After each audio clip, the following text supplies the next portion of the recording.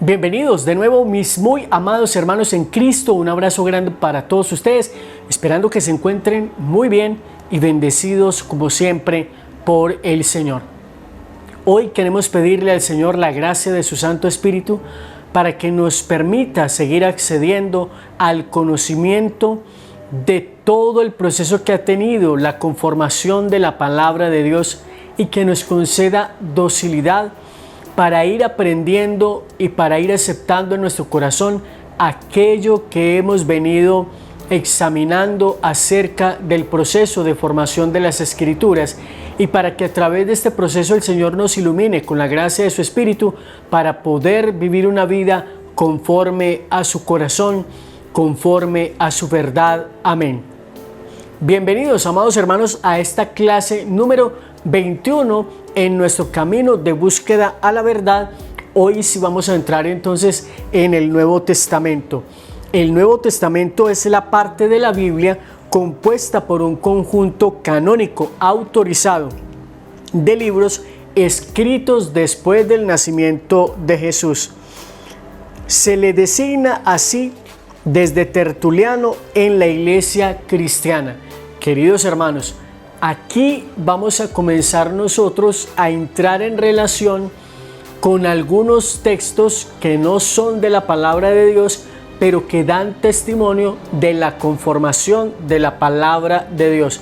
Y eso para ustedes y para mí tendría que convertirse en algo de peso, pero de peso. ¿Por qué?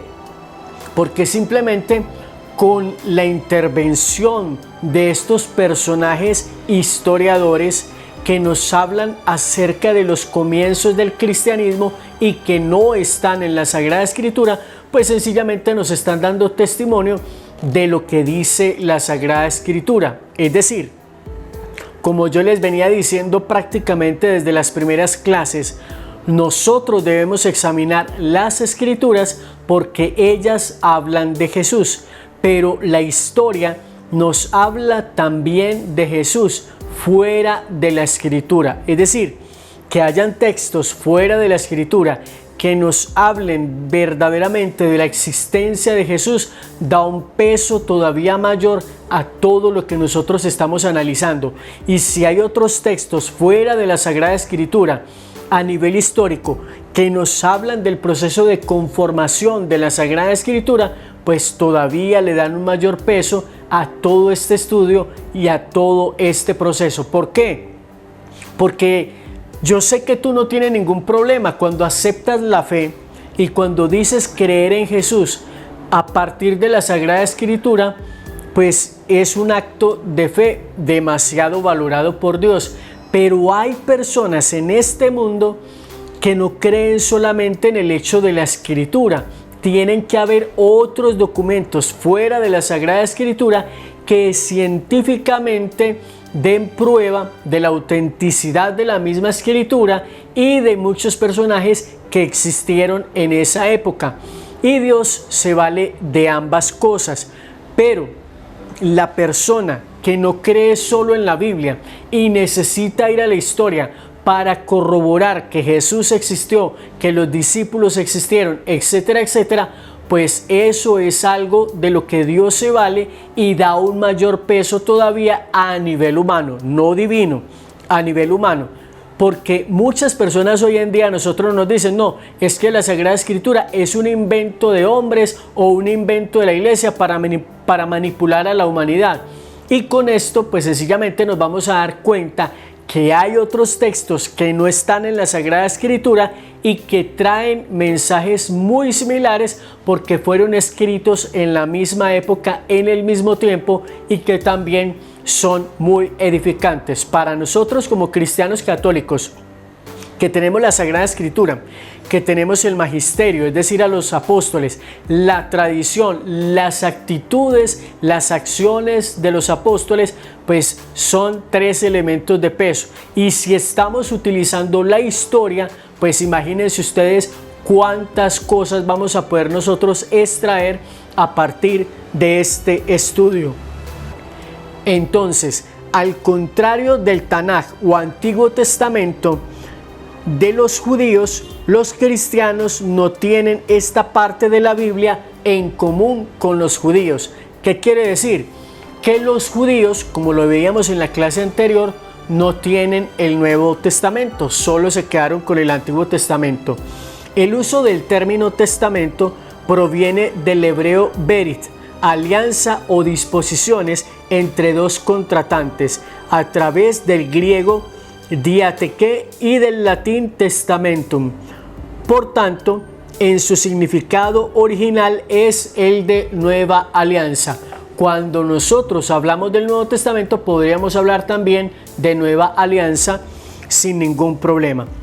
Las versiones más antiguas de los textos del Nuevo Testamento se conservan, están escritas en el griego denominado koiné o lengua franca en el Mediterráneo oriental en la época romana. La mayoría de los especialistas cree que este fue el idioma en que originalmente se redactaron, aunque algunos libros puedan haberse escrito primero en idioma hebreo o arameo. Recordemos nosotros, mis queridos hermanos, cuando estamos hablando de la Sagrada Escritura, sobre todo lo vamos a volver a ver cuando hablemos de los evangelios, que Jesús no hablaba griego, Jesús hablaba precisamente arameo. La lengua semita hablada por Jesús y su entorno, sin embargo, no existen manuscritos antiguos del Nuevo Testamento escritos en hebreo ni tampoco en arameo. Jesús se rodeó de un grupo de seguidores y estos, después de su muerte y resurrección, reunieron a otros y se llamaron el Nuevo Israel y el pueblo de Dios, el pueblo de la nueva alianza, completando y perfeccionando las alianzas con Israel. Luego recordaron su experiencia de diversas formas: la comunidad, la iglesia, el pueblo de Dios, el cuerpo de Cristo. Reconoció este recuerdo como expresión auténtica de su carácter de pueblo de Dios. El recuerdo fue conservado y transmitido a nosotros como palabra de Dios. Dios no deja de obrar en orden y por medio de su iglesia. Su espíritu nos sigue hablando. Repito eso porque es importante. Dios no deja de obrar en y por medio de su iglesia.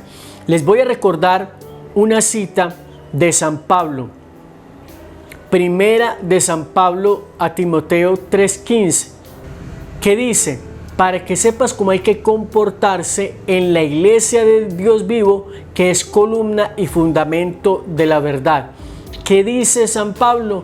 Que la iglesia es la que sostiene la verdad, que es en la iglesia donde nacen estos escritos que se están compartiendo con nosotros.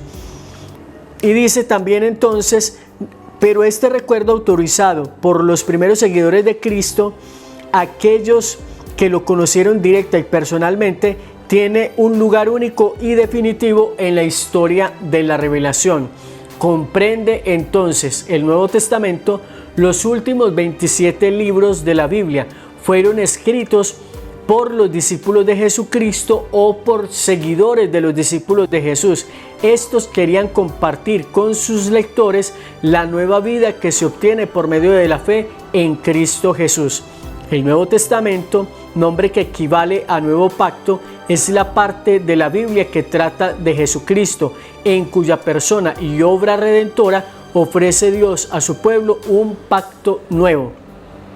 Este pacto se basa con las buenas noticias, que es lo que en griego quiere decir la palabra evangelio, de que Dios llega al hombre en la persona de Jesucristo y en él ofrece la salvación a todos los hombres, de cualquier pueblo, raza, nación, que confíen en Jesucristo como Señor y Salvador. Los 4 primeros escritos del Nuevo Testamento son los evangelios, escritos por los discípulos de Jesús, que relatan los principales hechos y enseñanzas, la muerte y la resurrección de Jesucristo. Después siguen los Hechos de los Apóstoles. En los Hechos de los Apóstoles se narra cómo el lenguaje de Cristo se propagó desde Jerusalén hasta Roma. Vienen luego las cartas del apóstol San Pablo, donde se trata de los problemas doctrinales y de conducta de los primeros cristianos, así también como una serie de consejos sobre distintos asuntos de la vida cristiana y de la organización y las labores de las primeras iglesias. Después tenemos las epístolas y cartas llamadas generales o universales. Recuerden ustedes que el término universal significa católico. Por lo tanto, si decimos universales, podríamos decir también católicas. Algunas de ellas dirigidas a cristianos en general, otras para los creyentes de alguna región en particular, que serían epístolas o cartas, o para una persona determinada.